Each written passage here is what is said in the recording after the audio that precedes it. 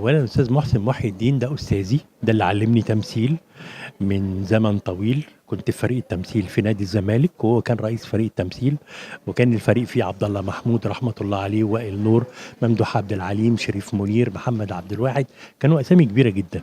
فأنا تتلمذت على إيديه، ولمّا لقيت منّه كل التواضع وكل الحب وكل الترحاب وأنا كنت لسه يعني باحبو، وهو كان نجم كبير، كان عامل حدوتة مصرية واليوم السادس آآ كان عامل كمان الفيلم بتاع الوداع بين بونابرت، كان عامل مجموعة كبيرة جدًا من الأفلام، استقبلني استقبال وأنا لسه جديد، وأنتِ عارفة لمّا الواحد بيبقى لسه ده جديد في مهنة وبيلاقي حد بيطبطب عليه، بيبقى فاكره ومتذكره بحاجات حلوة، فأنا باعتبر الدورة دي دورة الرد الجميل. مش عايز أقول لِك سعادة طاغية. الأستاذ محسن محي الدين زي ما باقول لِك كده، هو بالنسبة لي القدوة، هو المثل الأعلى بالنسبة لي، زائد إنه تاريخ محسن كممثل وكإنسان جوّه الوسط الفني، ده يخلّيه يتكرّم من أكبر مهرجانات في العالم.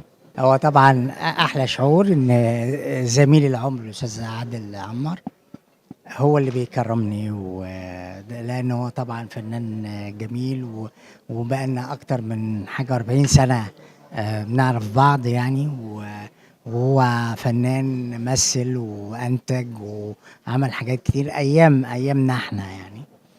وطبعًا هو دلوقتي رئيس المهرجان بتاع السينما، فأشكره طبعًا إن هو كزميل بيكرّمني يعني أشكره.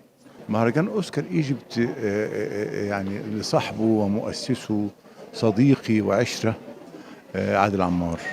عادل واحد من القلائل اللي بيتبنوا مهرجان لا يهدف للربح الحقيقة ولا بروباجندا فارغة، لكن هو مهرجان داعم لشبابنا كتير جدا في تخصصات كتيرة جدا، بيطبطب عليهم، بيدوهم دفعة للأمام بقدر الإمكان.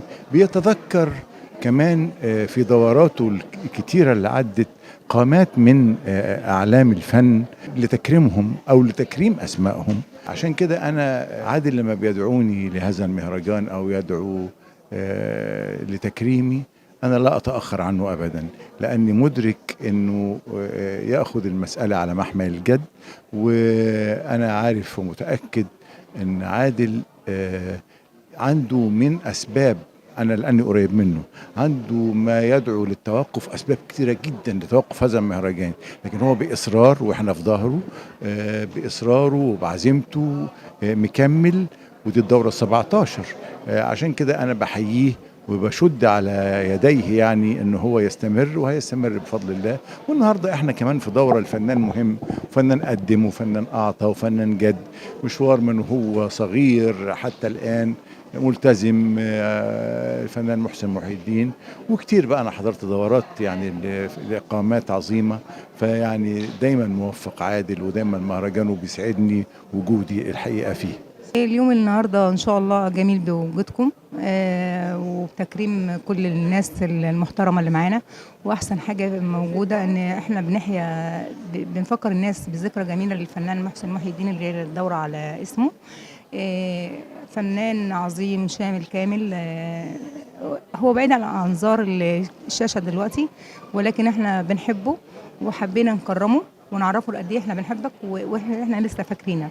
أنا معاك النهارده بمناسبة إن تواجدنا في مهرجان أوسكار إيجيبت مع أخويا وصديقي وعشرة عمري الأستاذ عادل عمار، اللي بتشرف دايما إن أنا بكون معاه واللي كان وحشني، وبوجه له الشكر وبستغل الفرصة دي إن أنا أوجه له الشكر إن هو دعاني النهارده في الدورة بتاعت السنة دي وبيتم تكريمي، وده في حد ذاته شيء يسعدني لأن أنا كنت بادئ معاه المشوار، كنا شغالين مع بعض من بداية مهرجان راس البر السينمائي. فبشكره وبوجه له الشكر المرة التانية وبقول له دايما متألق ودايما تبحث عن المواهب وبتدي كل ذي حق حقه، ودايما بتدور على كل اللي يستاهل انه يتكرم، وكل وبتشيل التراب من على جواهر ممكن ناس كتير ما تعرفش عنها حاجة.